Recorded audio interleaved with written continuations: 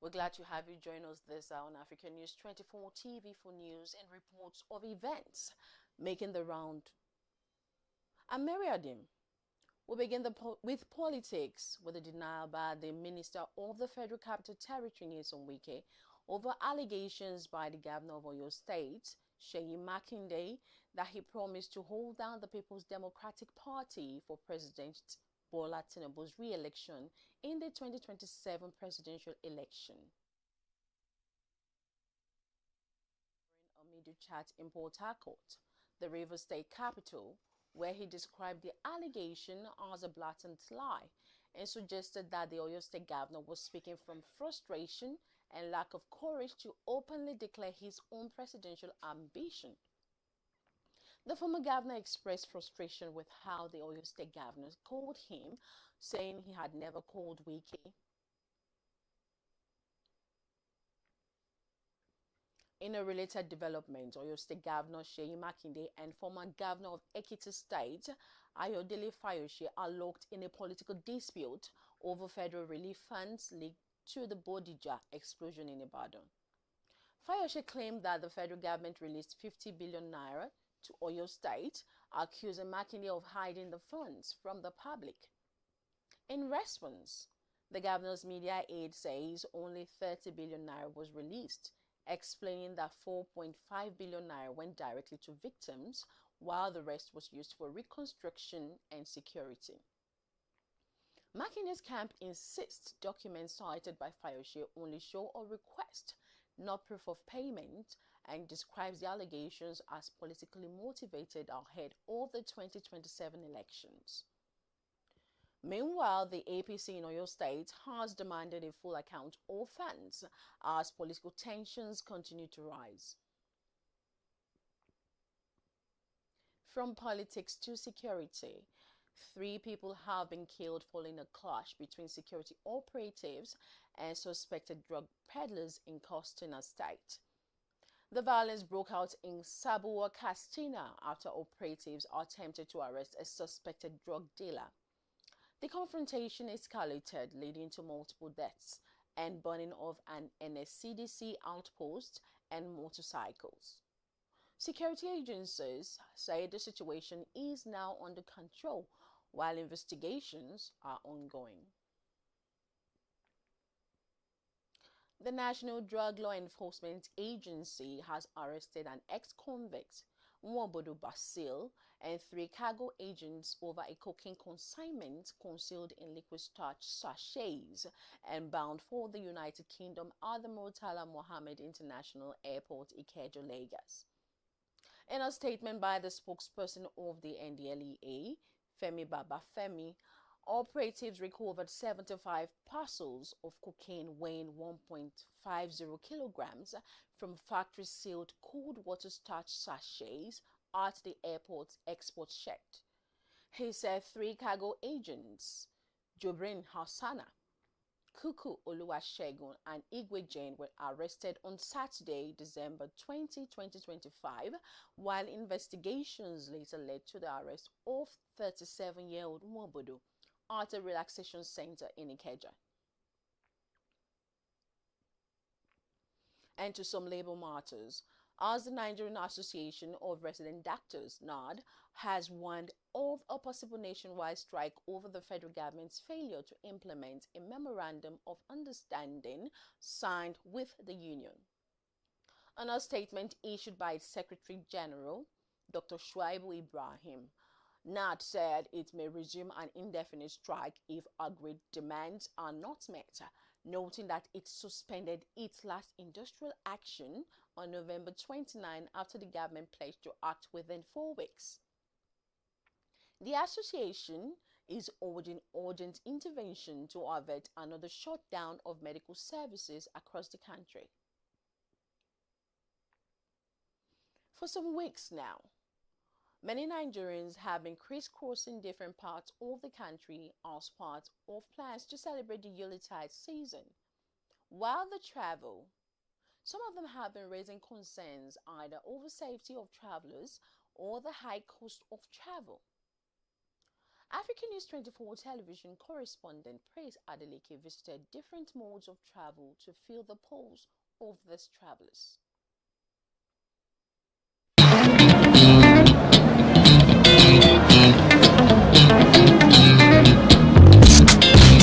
Rising insecurity across the country has heightened fear among citizens, especially those who rely on the road transportation to go about their day-to-day activities. Despite growing concerns on safety, people and many Nigerians still continue to rely on road transportation.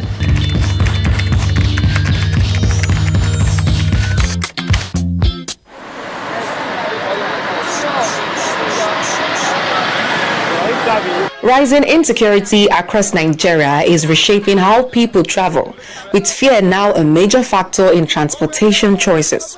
From kidnappings to armed attacks on highways, many citizens says road travel no longer feels safe. Yet, despite these concerns, Nigerians are still on the move by air, rail and road. Today, we visited 3 major modes of transportation to understand how insecurity is influencing travel decisions.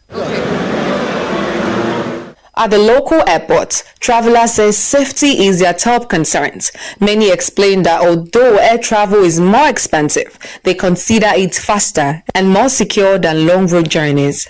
Insecurity of the country, so that is why nobody want to risk his life. Maybe, for example, they say flight is 200 or 300 and you are running away of 300 to pay, and you go enter what is it called, a bus of 50,000 or 70,000 naira, and at the end of the day, God forbid, maybe something happen, they say you should bring 100 million before they release you. In Nigeria, with the current state of insecurity, kidnapping, I'd rather pay for the high cost of flight, like high cost of ticket, than to pay a ransom.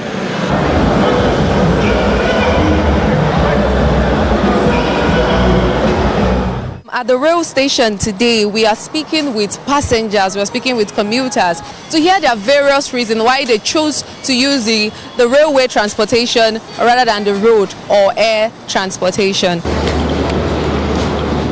With growing confidence in rail services, trains are increasingly seen as a safer alternative.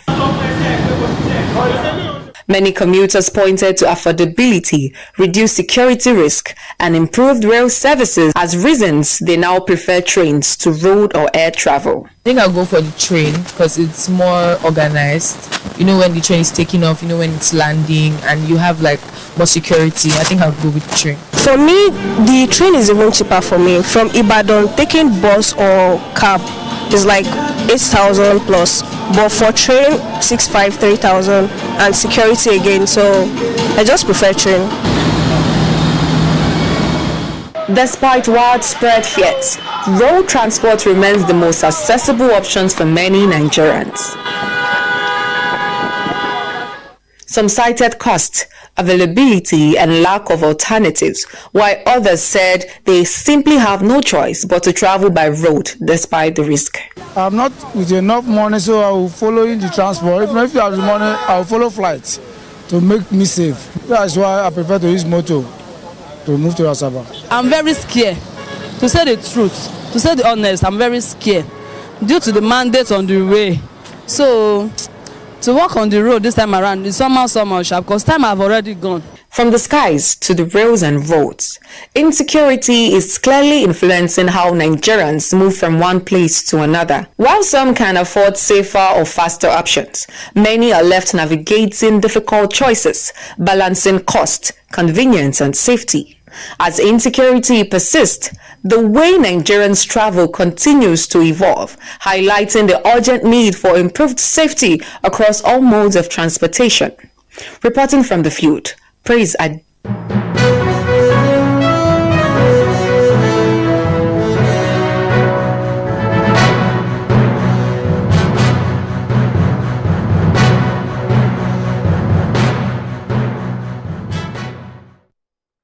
Welcome back. And on business, President Bola Tinubu has approved the cancellation of a large portion of debts owed by the Nigerian National Petroleum Company Limited to the Federation account.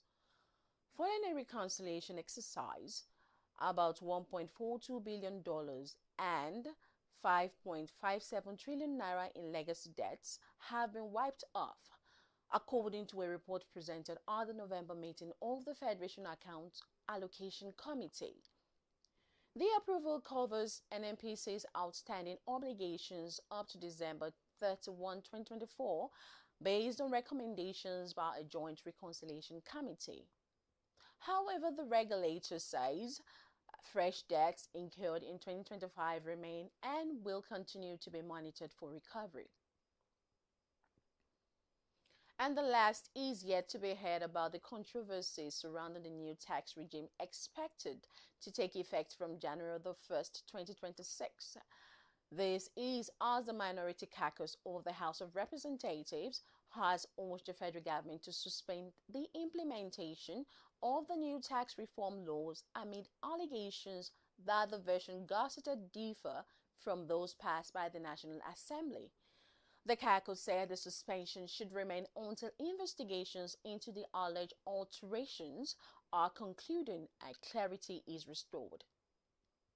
Controversy erupted after a lawmaker raised concerns over discrepancies between the bills approved by lawmakers and those circulated to the public, prompting the House to set up a committee to investigate.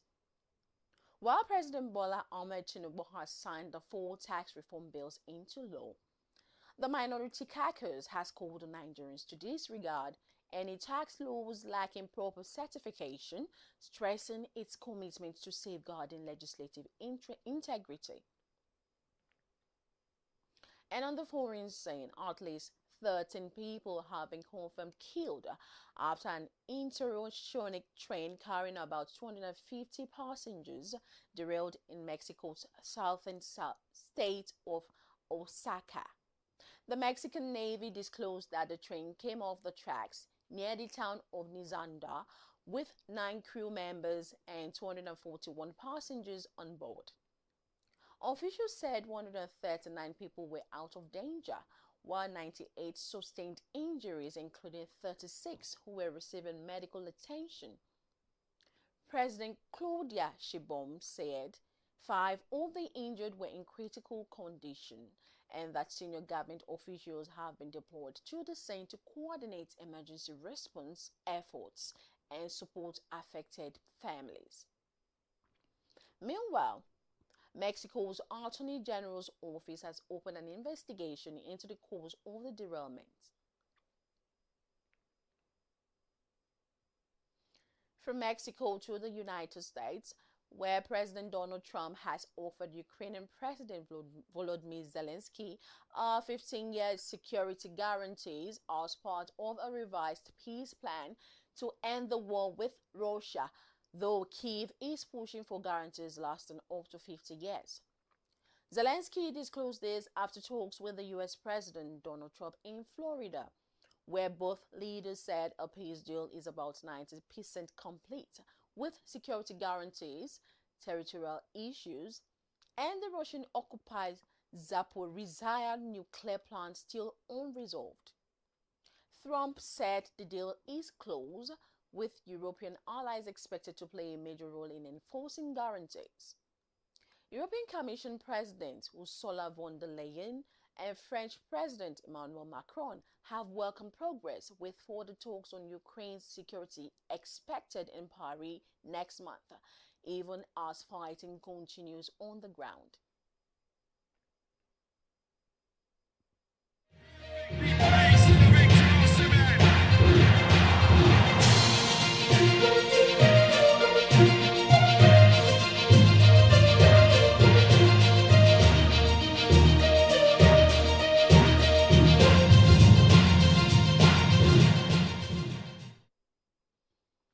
And now to sports. World-renowned boxer Anthony Joshua was involved in a road accident in Makinde, Ogun State, along the Lagos-Ibadan Expressway. The incident occurred on the busy highway where the vehicle conveying Joshua reportedly collided with another car under circumstances that are yet to be determined. An eyewitness who participated in the rescue operation says that Joshua sustained minor injuries, while 2 persons were confirmed dead at the scene. Emergency responders were said to have acted swiftly to evacuate the injured, though the identities of the deceased have not been released.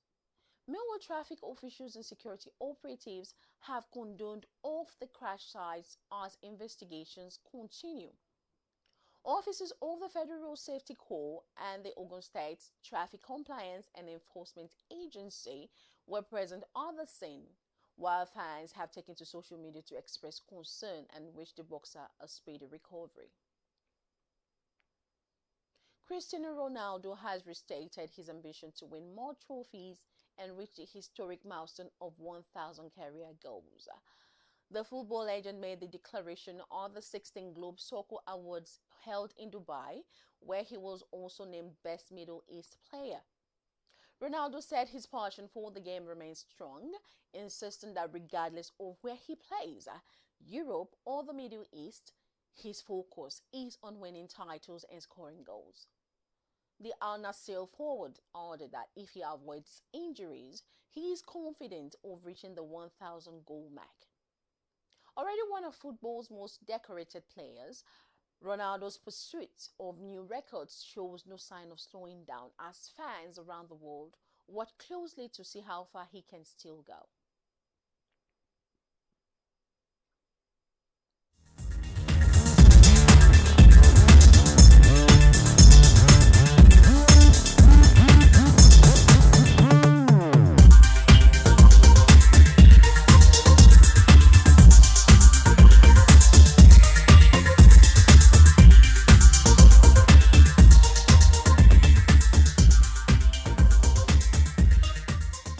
Welcome to entertainment.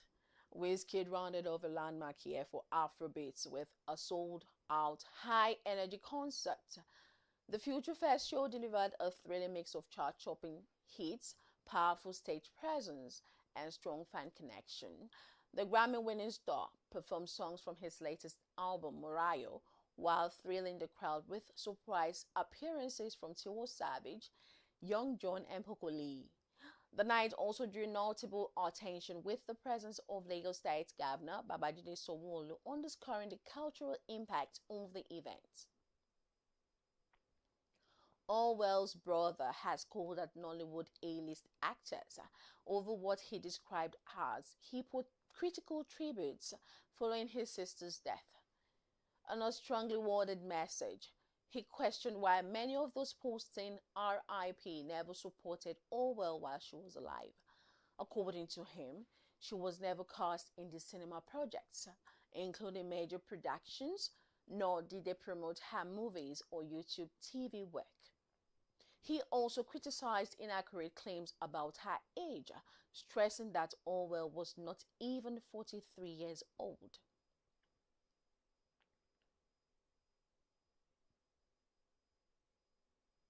And that's the much we can take at this time. We're glad to know you're still there. Please follow us for more on these stories and stay connected with us on all our social media platforms. And don't forget to visit our website at africannews24.ng for the latest update to stay informed and ahead. I'm Mary Adam. See you at 12 p.m.